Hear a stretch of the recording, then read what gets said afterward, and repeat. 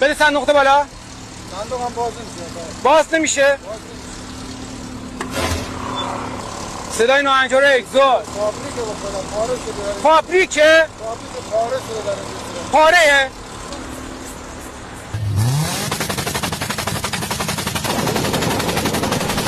این الان فابریکه؟ چه خبره؟ عروسی داخلش؟ این باندارم زحمت بکشیم بگیریم.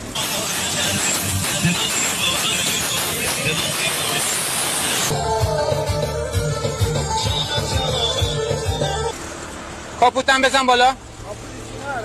شما بزن بالا. یه بوق بزن لطفا. بزن یه بوق. لطفا بزن بابا جان. چه خبره؟